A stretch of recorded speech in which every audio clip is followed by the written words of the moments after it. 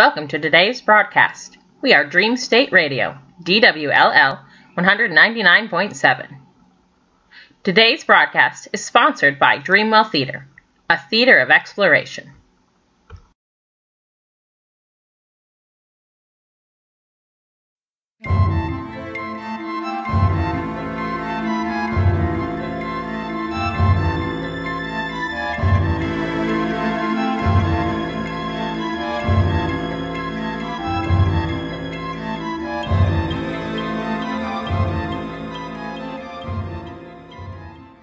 There's a state of mind we all must visit, a state where everything is possible and anything can happen. Our darkest desires and secret thoughts merge to form a new reality. You are in the dream state. Well, Connor sure turned out to be a disappointment.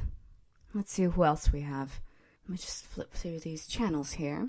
Oh, one of Connor's friends. Oh, let's see, Prim. She's working from home and she's fallen asleep on her laptop?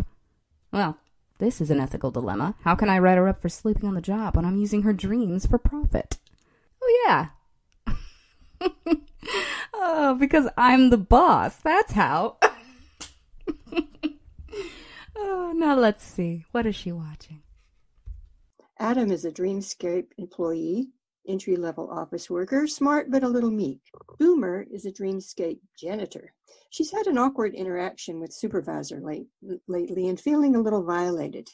Prim is an ambitious young woman, but tries a bit too hard to seem like she doesn't. We open on a messy bedroom, lots of socks and several partially empty glasses of water. A laptop sits on the bed, a video screen with two objectively gorgeous people. Adam is wearing a really dorkish headset from work. Have you guys seen that movie, what's it called, with like a dead body, and I think Harry Potter's in it? It's super ridiculous and kind of gross, but also really sweet. Oh, I love Cool Ranch. Oh, I love your nail polish. Oh yeah, that movie is hilarious. Who knew Daniel Radcliffe was such a kink? Oh, thanks. It's new, Passion Plum. Crunching away, faces out. I know. I never got to see the whole thing. We should watch it tonight. Prim appears in close-up on the right half of the screen. She's making an unflattering face and putting on purple lipstick. I need to wear lipstick more. God, I look so chic. Totally. So how are you, Boomer? You said you had a rough day? This BITCH supervisor flubbed this morning in a meeting. I swear to gobsters, I just knew I'd be dismembered. I've been full of anxiety ever since. I mean, it's fine, but holy pies. Of course, I stocked up on the essentials for the impending munchies. I got grapes, Doritos, flaming hot Cheetos, and almond milk. Oh, well, I'm glad everything is... Oh, shut the front door. I got an interview. Oh my God. Oh, cool. How much monies? $5. Boomer whistles in reply. Prim jumps up and starts rooting through her closet in the background. The dream manager position? That's amazing, Prim. I didn't know you were applying to that job. What?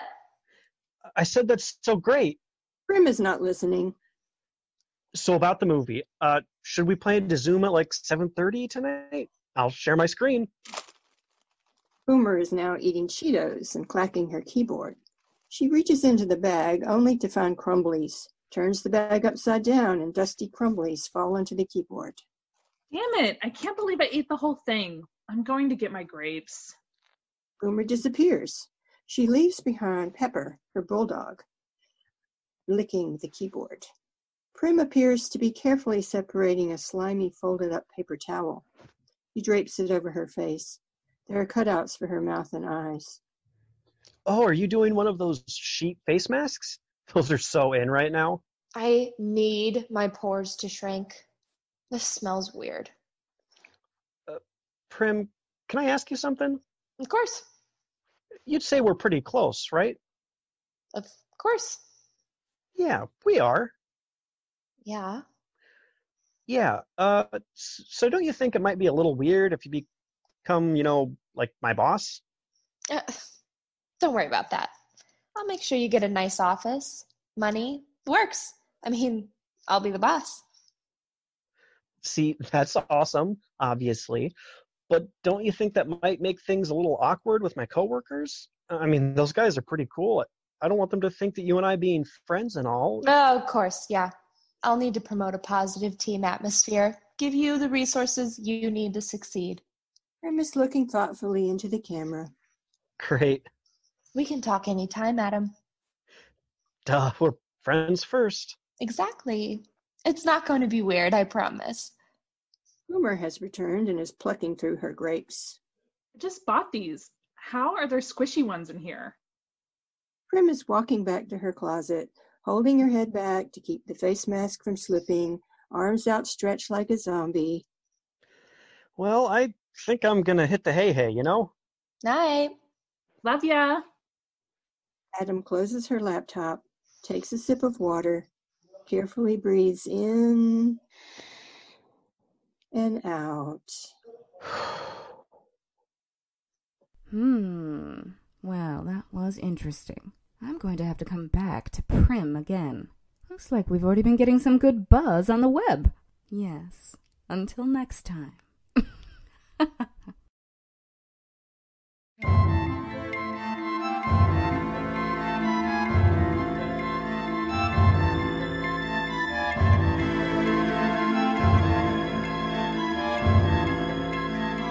Huzzah! It's time for Bard Out of Our Minds. Today, we bring you a retelling of a classic take, written by Brian Kleiss. Here is The Bard's Boars, number 3. 'Twas evening one autumn when called forth was I, a lone wolf, keeping stead with but myself tending fire. I was given said task to procure from these swine fees for labors of those who'd built their dwellings so fine. As a collector of debt, my role was shown clear, to threaten, be brutish, till these pigs' bills be cleared. So off then I tarried, toward the first dwelling of straw, unsteadily structured, hay-strewn, and grain-walled. This door lacked a handle, no knocker without bell. So I howled out to this pig with resonant yell.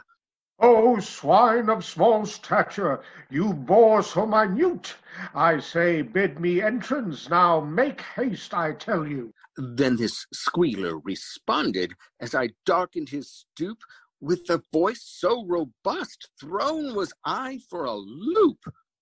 "Your demand stays unanswered. I shall not admit you. I will swear by the hairs on my chin, resolute." "Then thou force my reaction. What brute breath shall I blow, till your sty shatters down, you foul hog, cursed foe?" Then my lungs filled with air, and henceforth I did huff, and then puff, till no more would his home stand so tough. Fled this hooved ham-steak dish, sure to acquire more help. I reflected most pleasantly at my skilled, thuggish self. Then toward dwelling of sticks, which soon came into view, with rough bark and moss stench, this twigged home, it housed two. That first oinking coward, having fled his straw hut, had holed up at his siblings and tightly clamped their door shut. "I dare say, tenderloin, who in sticks you do live, reveal yourself now, so this debt will forgive." You big bad awful beast, you'll harm nary a hair on either our chins. Kiss our plump derriere. "How rude, and so crass, you as yet uncured pork! I'll turn twigs into matchsticks, and then cook for my fork." So twice then as hard did I valiantly blow, for wood's heartier than straw, pigs and I both did know. When at end twigs had fallen, their spouts fled far away, but my final task lay more daunting than mere sticks or dry hay. Bricks of deep red, dozens high, solid stones blocked my view. Still I marched on unwavered, as collectors must do. I trust you're inside. My growl forcefully yelled, You're all debtors you owe for those homes I've since felled. Whether brick, stick, or straw, thou must pay, now's the time, or more havoc I'll wreak towards you, swindling swine. Go then, smelly old beast, make such haste from my door. There's not here any pig to track down any more. Just try, you huff-puffer. Dare to blow this house down, as we watch idly by and make thou out the clown. Once more up to this challenge on hind legs I did rear, then inhaled deeply did I till my lungs burned and seared. With then all of my might I unleashed such a gust of air devastating, quickly crumble it must. Yet that strong house it stood, this brick structure their lair, they did squeal, did those swine, as I plotted and glared.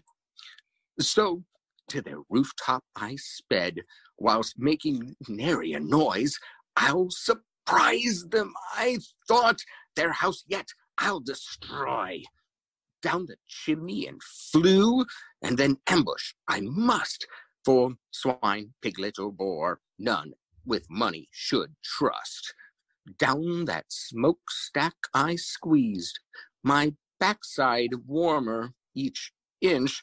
This clause bore no gifts, proud was I, be their Grinch.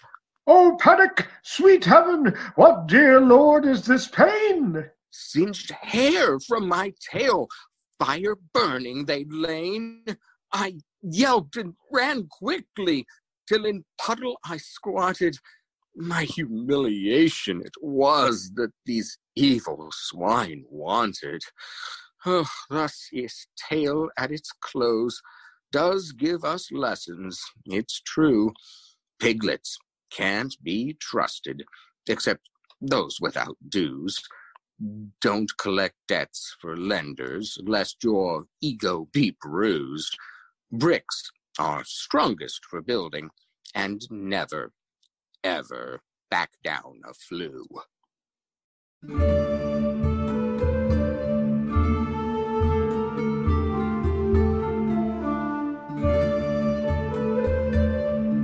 Today's episode of As the World Burns is brought to you by face masks. Face masks. You can wear them anywhere. I'll wear my mask and you wear yours when we're getting takeout or out at the store. You protect me and I'll protect you. It's the right thing to do. It's a windy evening in Dream City. Teenage lovebirds Brad and Deja meet for a secret rendezvous at a neighborhood park. Deja, where have you been? I've been waiting forever.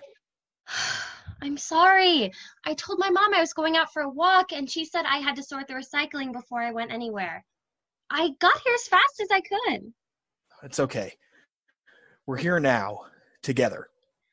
This social distancing thing sucks. I know. I asked her to the spring dance, and the next week we end up stuck at home for the rest of our lives.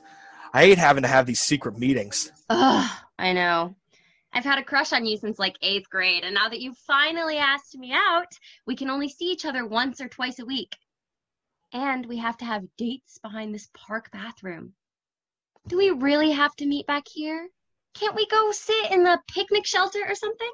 No! Remember last week when my nosy neighbor almost saw us? If my mom finds out I'm seeing anyone outside of our cocoon, she'll kill me. Especially if she knew I was hanging out with a girl whose mom works at the hospital. But she doesn't even work on the COVID unit. I know, but try telling that to my mom. She's crazy.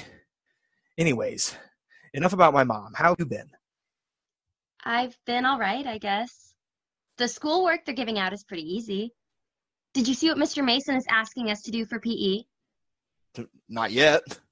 Create an obstacle course using things in our home. Like, how am I supposed to create an obstacle course in our tiny apartment? I'll just count dodging my little brother's toys as my obstacle course. You do know the PV activities are optional, right? Not in my house. My dad insists that we do it all. Seize the day! You may never have an opportunity to experience learning like this again. Ugh. Why do we keep talking about our parents? I don't know. Why don't we stop talking about them and start focusing on us? Give me your hand. Oh, Brad. I was thinking, we've been dating for over a month now, and I think it's time for us to take things to the next level. Oh, Brad. Do you have protection? I sure do. Oh, wow. That must be the new pattern. Yeah, my aunt sent a bunch. She's been sewing nonstop. I brought one for you, too. That's so sweet. Oh, and look, has little llamas on it. All right, let's do this. Face masks secured? Face mask secured. That was perfect. I never imagined I'd have my first kiss behind a park bathroom while wearing PPE. Me neither, babe. Me neither. You're the... Oh, crap! My nosy neighbor is headed this way. Social distance! Social distance! I'll see you soon, Deja. Will Brad's nosy neighbor catch the two lovebirds standing closer than 6 feet apart? Can their new love survive the quarantine? Does anyone really care? Tune in next week to hear the latest from Dream City on As the World Burns.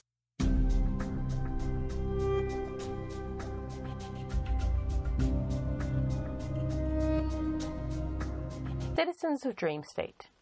Dreamwell Theater is seeking volunteers to make contributions to their new Dream State broadcast. We need writers to contribute to Dreamscapes, Bard Out of Our Minds, and As the World Burns segments, and need actors to bring these segments to life. If you have other ideas, feel free to run them by us as well. Let us know if you're interested by contacting Dreamwell Theater on Facebook or emailing elizabeth@dreamwell.com.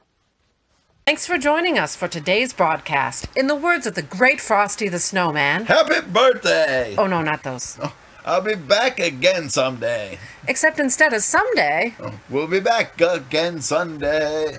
And remember, the Dream State is here for you.